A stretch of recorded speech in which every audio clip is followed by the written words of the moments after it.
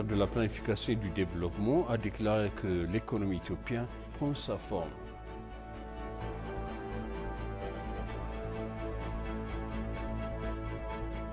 La Commission économique des Nations Unies pour l'Afrique a annoncé sa projection de l'économie mondiale en 2023.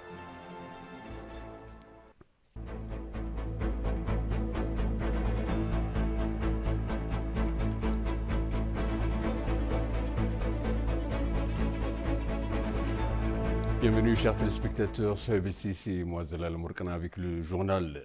Le Premier ministre Abiy Ahmed a indigé l'information des prescriptions du système éducatif à la manière dont les enseignants sont recrutés et formés pour enseigner aux élèves qui se sont présentés à l'examen national du 12e grade. Réfléchissant à la réforme, Abiy a déclaré que les politiques et la direction de l'ensemble du système éducatif sont également à blâmer pour la paralysie à laquelle est confronté le système éducatif. Les récits politiques extrêmement fondants, l'ultranationalisme, les défis des institutions religieuses et les institutions sociales, les faiblesses des relations extérieures, les fractures de la morale et de les valeurs, etc. sont d'autres facteurs qui maintiennent la nation en panne. L'ampleur des problèmes auxquels nous sommes confrontés ces derniers temps devrait nous inciter à rechercher des solutions plus durables. Il a conclu son message en exhortant la nation à aller de l'avant avec de nouvelles idées et de l'énergie.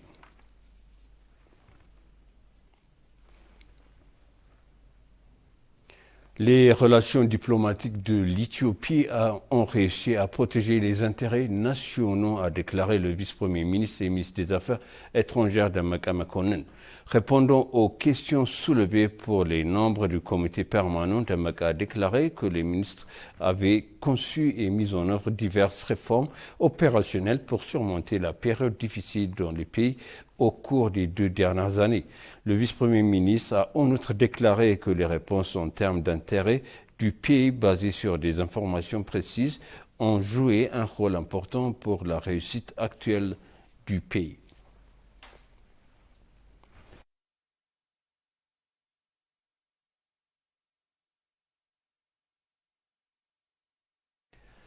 Le comité national a mis en place pour superviser les préparatifs en vue d'accueillir le prochain sommet de l'Union africaine et qui va tenir hier une discussion avec les représentants des parties prenantes des secteurs de l'hôtellerie et du tourisme. Les hôtels, les voyagistes et les autres acteurs de l'industrie du tourisme qui sont des éléments essentiels de l'événement devraient s'efforcer à faire de l'Éthiopie une destination du tourisme de conférence du premier, a mentionné l'ambassadrice Burtukana Yano, ministre de l'État des Affaires étrangères et également présidente du comité national. La ministre d'État du Tourisme, Salamoït Dawit, a pour sa part déclaré que la prochaine conférence de l'Union africaine est l'endroit où les Éthiopiens montreront le potentiel de leur pays dans le domaine du tourisme de conférence. Les sessions ministérielles de l'Union africaine et l'Assemblée se tiendront du 15 au 19 février ici à Addis Abeba.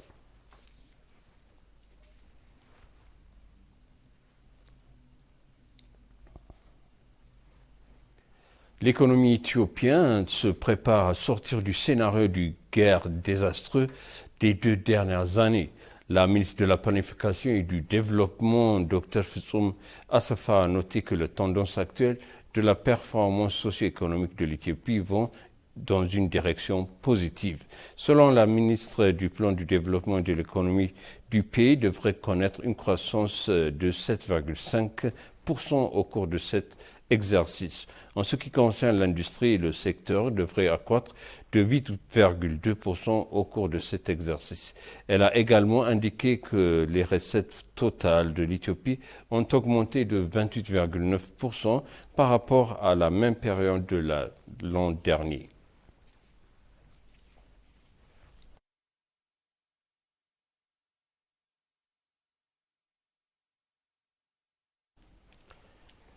Selon le ministère de la Justice, alors que le crime de traite des êtres humains augmente de manière stratégique en Éthiopie, le gouvernement a engagé diverses procédures judiciaires pour faire face à ces problèmes.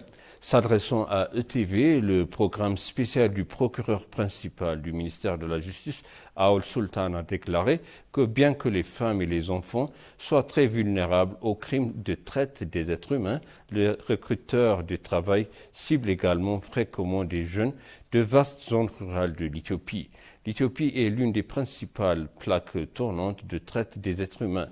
Les passeurs et les trafiquants ont établi des réseaux dans différentes parties du pays. Les gens ont besoin d'être soutenus et responsabilités pour faire de leur choix de vie et parvenir à l'inclusion sociale, a souligné Aoul.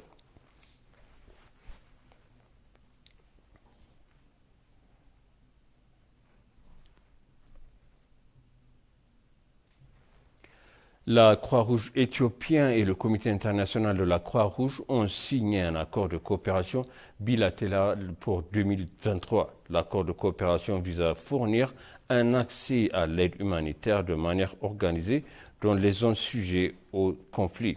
L'accord a été signé par le secrétaire général de la Croix-Rouge éthiopienne, M. Getachew, et le représentant éthiopien du Comité international de la Croix-Rouge, Nicolas von Arx.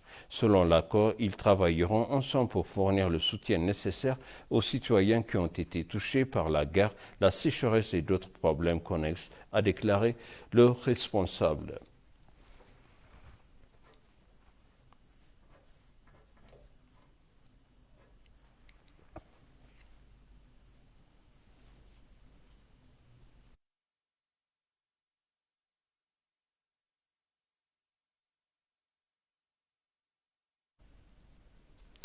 Et pour conclure le journal, une course de subventions se prépare entre l'Europe et les États-Unis au cours des investissements verts. La Commission européenne a publié un plan visant à faire de l'Union européenne un bondissement pour les technologies propres.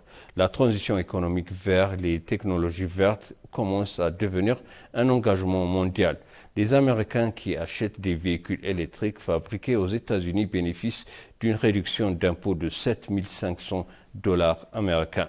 L'Europe espère également que les propositions avancées empêcheront les grandes entreprises mondiales de délocaliser leur production aux États-Unis.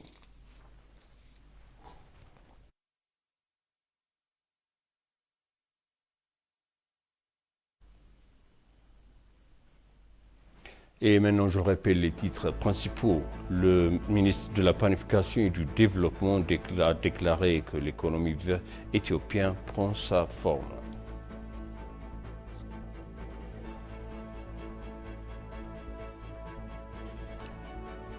La Commission économique des Nations Unies pour l'Afrique a annoncé sa projection de l'économie mondiale en 2023. Chers téléspectateurs, ainsi s'achève le journal. C'était moi, Zalal Mourkana, avec vous et je vous souhaite une bonne suite de programme.